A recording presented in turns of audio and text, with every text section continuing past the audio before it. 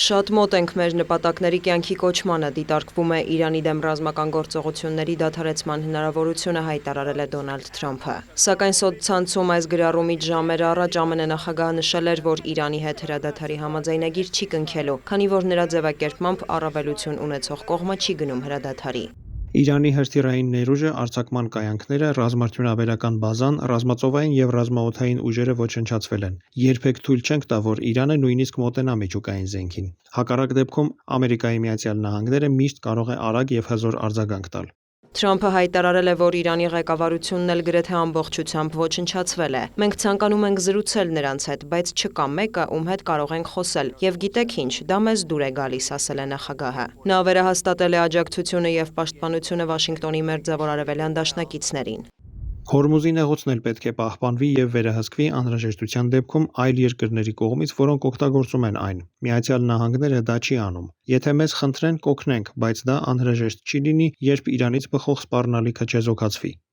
Թրամփը հավելել է, լավ կլիներ, որ Հորմուզի նեղուցից ամենաշատն օգտվող Չինաստանը և Ճապոնիան մասնակցեին նեղուցի ապաշրջափակման հնարավոր գործողությանը, որը ցանկանում է նախաձեռնել Վաշինգտոնը։ Նա բողոքել է, որ ՆԱՏՕ-ն վախենում է միանալ ԱՄՆ-ին։ Թրամփը նաև մեկնաբանել է տեղեկությունը, որ Մեծ Բրիտանիան թույլ է տվել ԱՄՆ-ին օգտագործել իր բազաները Հորմուզի նեղուցին սպառնացող իրանական թիրախներին հարվածելու համար։ ԱՄՆ նախագահը նշել է, որ Լոնդոնը դեռ վաղուց պետք է նման որոշում կայացներ։ Հրադադարի հավանականությունը մեկնաբանել են Թեհրանից։ Հանդես ենք գալիս ոչ թե ժամանակավոր հրադադարի, այլ պատերազմի ամբողջական, համապարփակ և վերջնական ավարտի օգտին։ Մի քանի երկիր փորձում է այդ հարցում հանդես գալ որպես միջնորդ։ Թեհրանը բաց է ցանկացած նախաձեռնության համար և պատրաստ է դիտարկել առաջարկները։ Չնայած շարունակվող դիվանագիտական ջանքերին, ԱՄՆ-ը դեռևս պատրաստակամություն չի ցուցաբերել իրական կարգավորման համար։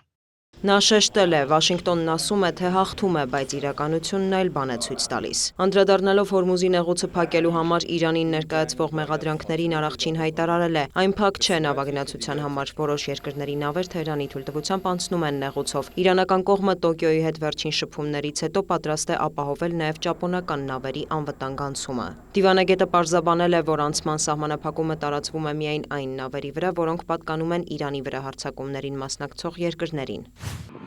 Հատկանշական է, որ Հորմուզի նեղուցի սահմանափակման և տարածաշրջանի նավթագազային օբյեկտների թիրախավորման հետևանքով աշխարհում հասունացող էներգետիկ ճգնաժամի ֆոնին ԱՄՆ-ը որոշում է կայացրել ժամանակավորապես չեղարկել իրանական նավթի նկատմամբ պատժամիջոցները։ ԱՄՆ ֆինանսների նախարարը տեղեկացրել է, որ ԱՄՆ-ը թույլատրել է իրանական այն նավթի և նավթամթերքի տեղափոխումը, որն արդեն բեռնված է նավերի վրա։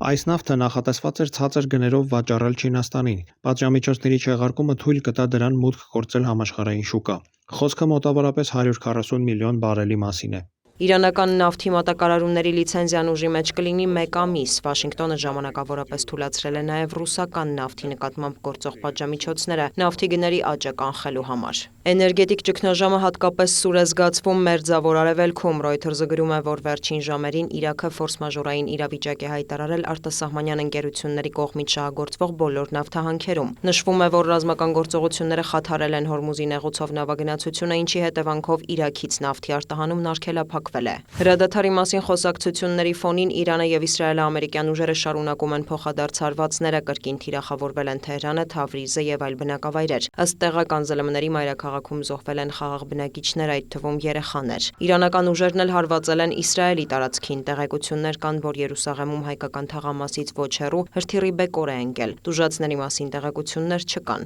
Թեհրանը նաև նախազգուշացրել է, որ կարող է հարվածել Արաբական Միացյալ Էմիրություններում գտնվող օբյեկտների, հորդորելով Ռաս Ալ Խայմա քաղաքի բնակիչներին տարհանվել։ Պայթյուններ են որոտացել Սաուդյան Արաբիայում, Բաղդադում ամերիկյան բազա է հրթիռակոծվել։ Զուգահեռ շարունակվում են ռազմական գործողությունները Լիբանանում։ Դիանա Գասպարյան, լուրեր։